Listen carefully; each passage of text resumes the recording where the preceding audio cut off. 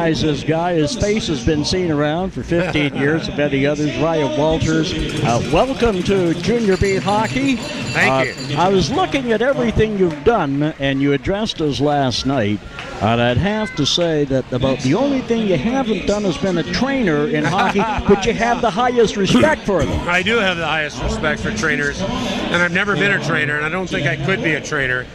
But you're right, I've done a lot of other things in the game, and I've loved the game over the years. I was thinking the other day, my mom and dad got me into hockey at about 6 years old, and I'm 56 this year. So I've been around our game for 50 years. Probably catching up to you, do you think? Well, you're getting there. I got a few years on you yet. But it was really great to hear you speak last night, because I think you touched on everything that it took to make a pro hockey player. And I think if it was related to hockey, but I think it could apply to any sport and also anything you do in life. Yeah, it's so true. The principles in the game of hockey are just the same as life. And when we were trying to talk to the kids last night, we said we allowed everybody else to listen in, was really, the principles that I've learned from the game of hockey. The things like, staying resilient, being prepared, coming back from injury. If you take those principles in your community here in Osoyoos, there's lots of people that are, have an illness or, go through a tough time. And I think that's really the key, is that those principles can transfer, and we were trying to share them with the boys. I thought you shared them very well. I asked some of the guys today, how did you react, and they thought it was just fantastic. And I thought we saw that with how they reacted. You have quite the record in the NHL, and I was always going to say, and I say this to people, there's two big jumps you make in hockey.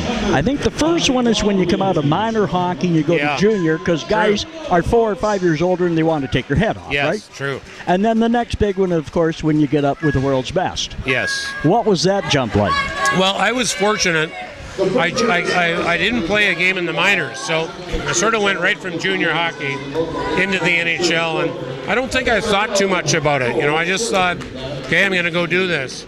And I think for me the difference was sort of the mindset. At pro hockey, in the NHL, I love the saying in hockey where they say you have to come to play every night. And if one of my peers was to say that about me, that's a great compliment, that he comes to play every night. And a guy like Gretzky, I played against for 15 years. He wasn't a big player, he wasn't an aggressive player, but he put it on the ice every night, and he played hard every night. Like, people don't know that about Gretzky. He was driven to not let down one fan that ever saw him play. And so I appreciate that, and I think that was the big one. You can have good games and you can have bad games, but you better not have too many bad games, because someone else will take your spot. I think Pete Rose had that same thing in baseball. Yes. He didn't want someone see him slogging it out there. That's a great point. Pete Rose is a great example in baseball, and he did it. Every night he came because he didn't want to let anybody down. Gretzky was like that, and I really appreciated his intensity. Now, when I look, and you folks can see Ryan, he's a bit bigger than I am. You go in at about 6 foot, am I correct? Yep. About 190, 195? I used to be. Okay, well, but you came through junior hockey at the time of the Philadelphia Broad Street Bullies. Broad Street Bullies. What was hockey like then? Well, late 70s was not fun to play in the NHL. We had the bench clearing brawls. I was a guy that was supposed to score goals, but I also had to take care of myself and my teammates. So, I fought Holmgren those years. I fought Ben Wilson. Oh my goodness. You look at Clark Gillies was one of the first fights I had. These were all big guys. Randy Holt, he wasn't a big guy, but he was tough. Then I fought McSorley.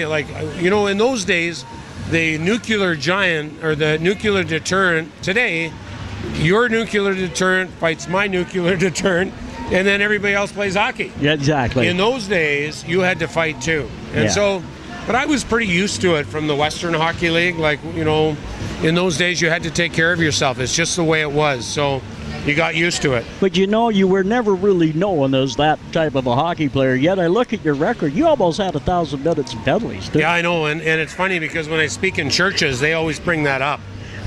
Everybody looks at those penalty minutes, exactly. do they? But it's like, as you say, looking after yourself, right? And it was the day where you had to stick up for yourself, and you really had to take care of your teammate. Because the referees in those days were awesome, but they let the play go. And so really, we had to police ourselves. In today's NHL, the referee is the policeman. The two referees police the game.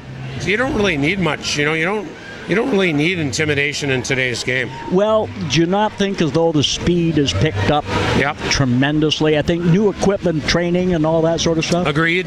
You look at kids out here right now, that's a fast first period, and they came right after us. And, when you have less time and less space, you don't make as good of decisions. I would agree. I thought Kamloops came on, and there's a couple of empty netters there and some iron, but we were kind of vulnerable for a bit. We were, and I think they came after us, and now we're trying to get the puck out. We're chasing the puck instead of going with the puck, and that was the first period. You'll see a different second period. I mean, I thought near the end of the first, I thought the guys got their legs. Folks, he's done this before. It's called color analyst. He's also starred as a referee in the filming of The Miracle on Ice, right? Yeah, that was fun. I started with Disney for 3 months and just to help make the hockey work. And we had 128 plays animated on my computer. We had to, Mark Johnson's goal at the end of the first period had to look like Mark Johnson's goal because we were replicating history. Yes, you were. So it was really fun. And then apparently I did a good job. So Gavin O'Connor, the director, made me the referee between the U.S. and the Soviet Union. I had to hire a referee to know where to stand. Oh, really? Oh, yeah. I've been in the game all my life, but I've never refereed. Is that a new experience? Yeah, it was a great experience, and I loved it. Then he gave me 4 lines. So when you get a line in the movies, your money goes way up. Oh, I know that. Yeah, it's awesome. Yeah, it is. Yeah, I had to. A few years back here, I almost got in to do some lines, but my time was short, and I couldn't spend another day on a set. Gotcha. I was the mayor at that time, so you have other things to do. Exactly. Exactly. Yeah. Now, the biggest thing I heard you mention last night was you get moved from Washington to Montreal. The first thing you heard was the headlines was what? Worst trade in Canadians history? Worst trade in NHL history. Oh, my. And the worst part was us. 4 Montreal Canadiens got traded to the Washington Capitals, and then, Rick Green and I got traded to Montreal. But, to be fair to Montreal, they were always good teams. They never got first-round picks. So they never got high first-round picks, No. So Rick was a number 1 overall. I was a number 2 overall. So they really replenished, sort of their picks by trading for us. What people don't know, too, is that Rod Langway had just told them he wasn't going to play in Montreal because of the taxes. Oh. And so he wanted to go to the U.S. He was an American. Yeah. He wanted to go to the U.S. So they were going to have to move him anyway. Now, when you moved, they moved you. You were the captain of the Capitals. I was, yeah. Langway went, and I hear he replaced you as the captain. Yeah, he did. And Rod went on to have a great career. He played very well there. Well, everyone in the trade, I think, went on to have. Yeah, that's true. Seriously good hockey. And I'm very thankful to have won a Stanley Cup in '86. So we got to the Cup final in '89. We win in '86. Unfortunately for the Capitals, they haven't got there yet. No. So, I was very thankful. There's a lot of pressure in the early days. And we figured out how to deal with that pressure. I think, the cool thing about life is when you finally feel secure about who you are, you can deal with other stuff, right? And I think I really grew up in those early years in Montreal. You're less concerned about what people say. You focus on what you can do and what you can do well, and that's life. And, I think that's a great lesson that I learned in Montreal. And you parlez-vous français? Oh oui. Tu parles français, et maintenant, j'ai perdu mon français. I'm losing my French right now. Yeah, because you don't speak it all the time. I know, yeah. Now, you go into a hockey market like Montreal. One of the questions I was going to ask you was, there's really the 2 big hockey markets in Canada, and the other one, of course, is Toronto. Yeah. Now, which you figure is the worst, where you come under the most scrutiny? Well, that's a good question. I mean, I still think it's Montreal. And who's catching up to Montreal is Vancouver. Vancouver demands a lot of their team. They haven't won like Montreal's won. I think Toronto, there's a high expectation, but the Leafs have been mediocre for so long. Yeah. And I say that carefully. I mean, they're going to be a good team here soon. What's the definition of soon? I know. But, and so they haven't, the expectation is just to get in the playoffs. It's not in Montreal. No, it's true, isn't it? Yeah. Montreal, It's the cup. there wasn't just getting in the playoffs. Like, if you didn't get in the playoffs, you had an awful season. And I remember 1989 when we lost the cup to Calgary. That was a bad season. So getting into the playoffs, getting to the Stanley Cup final, losing was a very bad season. And you were up and then it went, didn't it? Yeah, we were up 2-1 and then we lost it. So the pressure in Montreal, I still think because they've won in the past, there's that expectation. Now, somebody I'll ask is this: you've played in the NHL. You're now kind of a fan. I don't know whether a fan is the right word, but when you do look, do you have a team you now cheer for? Great question. I don't, I was saying to someone the other day, I'm a bad fan. Like even here, I want our boys to win, but I'm not emotional. I'm analytical. Yeah, like, you so are. Yes, I'm watching the game, and they should have made the pass here. That's right.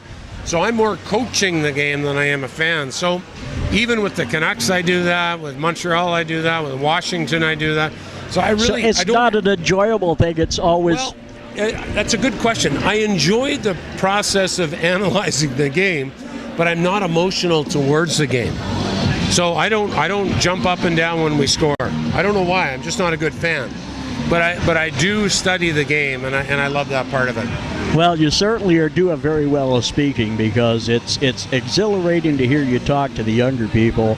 You're an excellent motivational speaker, and you do have some great stories about the game. And when you listen to you, as I said, and I think I'm pretty well right in that, the only thing you've owned a team, you've been coaching, you've assistant coached. Are you still with the Abbotsford Heat? No, the Heat moved, so they're over in New York now, but I was the president and CEO with the Heat, so I even have been off ice in hockey. And that's a Calgary franchise, isn't it? Yeah. How did that go over?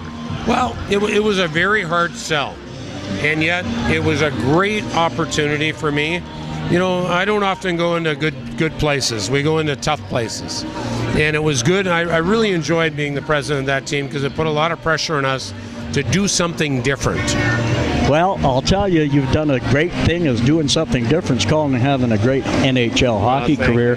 And you probably will go back to, about 1970. You'd have been about, I didn't say before that, around 66. I bet you were a kid dreaming about playing in the Stanley Cup and winning the Cup. Yeah, it's true. I'm a kid from Burnaby, British Columbia. So when we didn't have any outdoor ice. So it was all ball hockey. You put a top corner. You'd lift your hands up, and it's like you had the cup, right? But it was ball hockey in the rain. Yeah. Well, I'll tell you, because what I'm doing now, when I played ball hockey, was Howe and Del Vecchio were on the ice. Yeah. But I was one of those guys, not Howe, not Del Vecchio as you're playing the game. One last thing I'm going to say to you here and ask you: do you remember that song? Da da da da da da da da. Tequila. Oh, yeah. Do you remember that? Yeah, I do. Tell you why. It was #1 the day you were born. Good for you. I had no idea. 1950. Yeah, that's great. Right, 58? Yeah. April 23rd? 58, that's right. April 23rd. Wow. That's pretty good. That was #1. That's awesome. Ryan Walters. Thanks for coming and talking to us. I'd like to put this up on the web with your permission. Love to.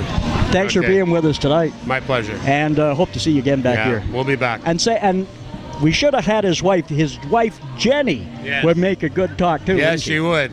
Next time. Ryan, thanks again. Okay. Thank you. Ryan Walters, folks, NHL. We're glad to have him. We'll be back with the second period in just a moment.